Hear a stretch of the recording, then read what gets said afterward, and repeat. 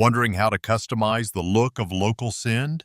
In this video, I'll show you how to change the app's color style and explain what each option does. Start by opening LocalSend and selecting Settings. Near the top of the Settings page, you'll find the Color option.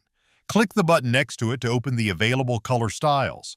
You'll see 4 options: System, LocalSend, OLED, and Yaru. The System option follows your operating system's accent colors where supported, helping LocalSend blend in with the rest of your desktop. LocalSend uses the app's default color palette, giving you the standard look that most users are familiar with.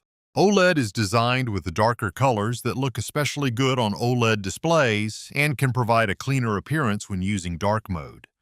Yaru applies a different color style that gives LocalSend a unique visual appearance.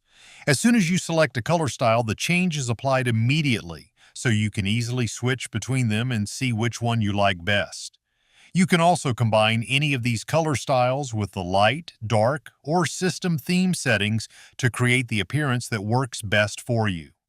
That's all it takes to customize the look of LocalSend.